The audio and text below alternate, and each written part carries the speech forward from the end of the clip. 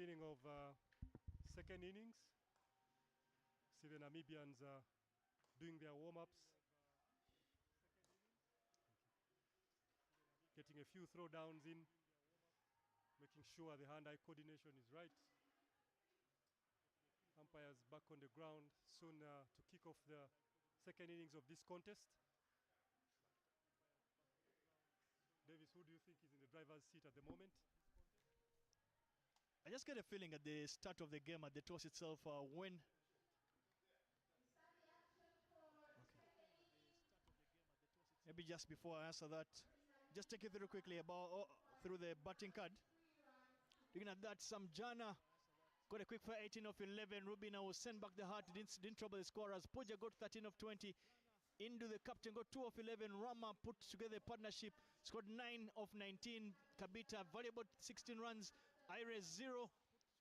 Rachana 0. Alicia 1, but a handy 17 from Gist. And Shama at the back end there. Nepal were bowled out for 93 runs. Pick of the bowlers, obviously, for Namibia was that opening bowler there, Vilka.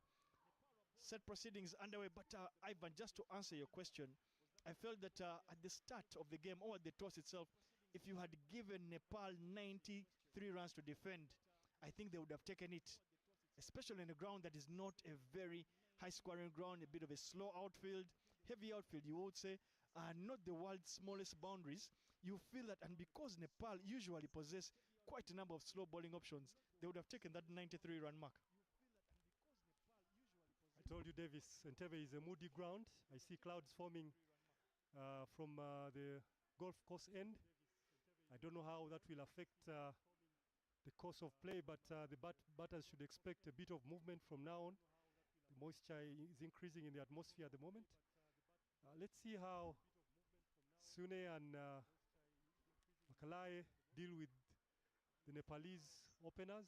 I see Puja standing at the top of her mark. Let's see what she does with the new ball. Should be an exciting contest. But Evan, just to learn a quick statistic really from today's games is that of the 4 captains of the nations, 3 of them are opening batters.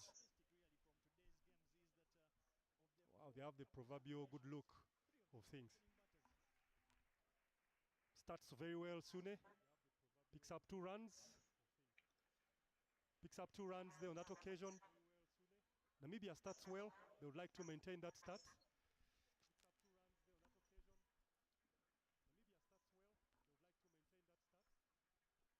We are still seeing in-swingers from both ends. When Namibia batted, we saw some in-swinger. The opening bowler was dipping the ball in. We see Puja doing that as well here. And so that one clipped off the pads again by Sune. The fielding is going to do a lot of work in today's game.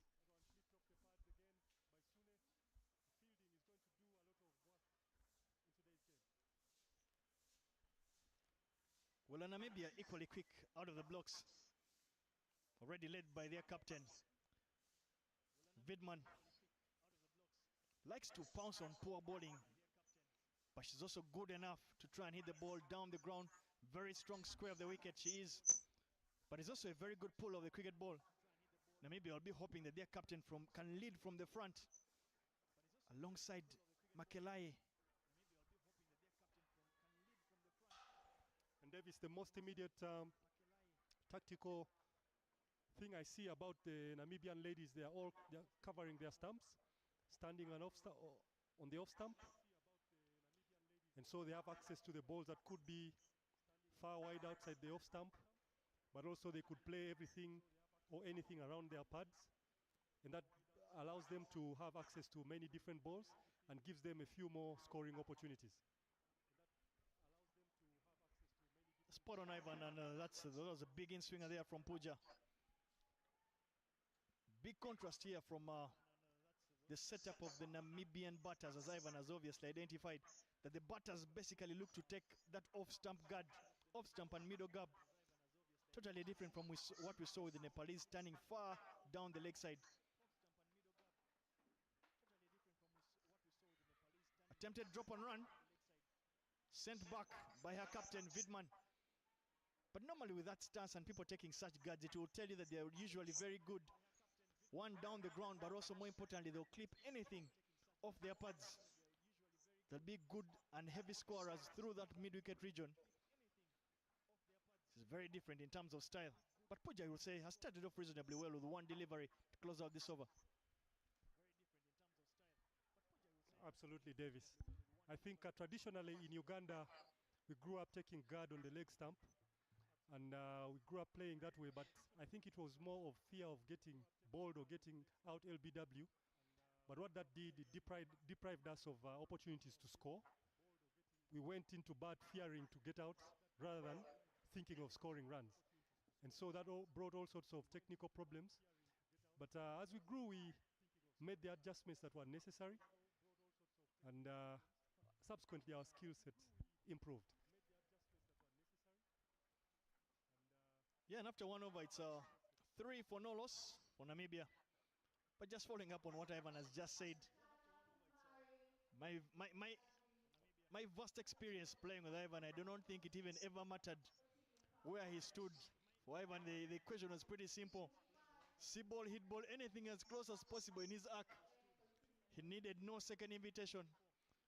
But what Ivan is saying is basically speaking with the heart of a coach. He's speaking as a coach, but as a player. For him, anything that was within his reach, he muscled it down the ground. But back to the cricket here at the Entebbe Cricket Oval on match day number 1, match number 2 between Namibia and Nepal. Rachina is bowling from the golf course end.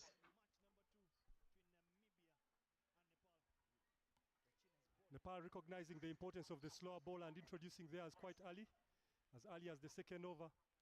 But Davis, while you're saying that, one of the difficult things to contend with was your tricky off spinners.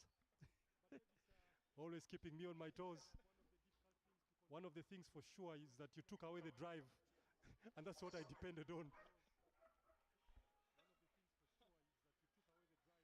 You made a career out of literally hitting any full delivery, so it was only the wiser thing to do to keep it out of your arc. And that keep it out of your arc is exactly what Rachana is doing here to Vidman.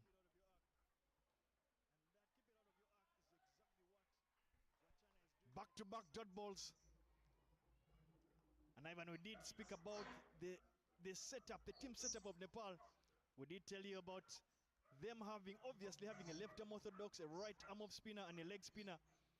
So far, they already have shown us the luxury they have in that left arm orthodox. Rachana is already doing very well. Wow, beautiful delivery there. Gets patches.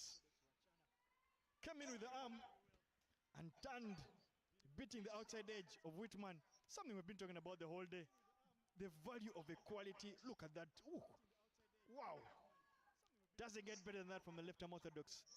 The slow bowling options in this tournament, in my opinion, will be the biggest effect and will have the biggest say on how proceedings go. Absolutely, Davis. And that's not a bad start from Rachana, stringing together 4 dot balls. But the last ball was more than a dot ball. That created doubt in the batsman's mind. It makes life a little bit hesitant for Sune. And it creates a lot of questions in her mind. Now she doesn't know whether to come forward or to camp on the back foot. And there's a danger of getting caught in between such kind of indecision. Let's see how she deals with it. But so far, 5 dot balls for Rachana.